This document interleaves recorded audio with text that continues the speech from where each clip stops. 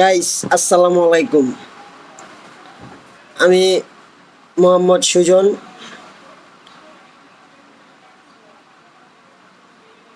আমি একই শুনলাম ভাই, আমাদের মাননীয় প্রধানমন্ত্রী এই মুহূর্তে বলে পদত্যাগ করে বাংলাদেশ ছেড়ে চলে গিয়েছেন। বিষয়টা কীরকম আনকমন, ভাবতে গেলেই শরীর শিরশির করে। কারণ ছাত্র সমাজ এমন একটা জিনিস,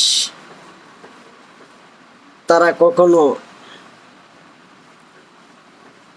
হার মানতে শিখেনি।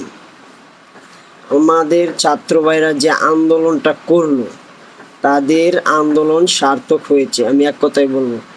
আর আমি অনেক বছর দেখে আসছি হাসিনাই ক্ষমতায় আছে।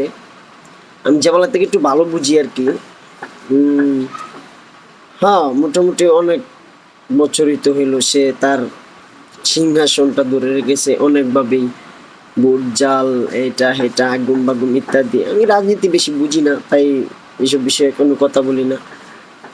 কিন্তু আমাদের ছাত্র ভাইদের আন্দোলনে সে আতঙ্ক হয়ে 1971-এর যুদ্ধের নমুনার ভাব প্রত্যয়ন এবং তার মাথায় ঢুকে গেছে বিদায় সে পদত্যাগ করে বাংলাদেশ ছেড়ে চলে গিয়েছেন।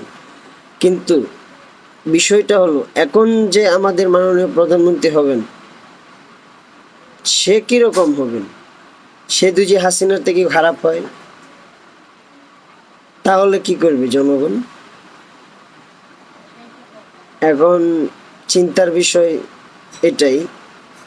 সে বাংলাদেশ ছেড়ে চলে গিয়েছেন, ভালো কথা, কিন্তু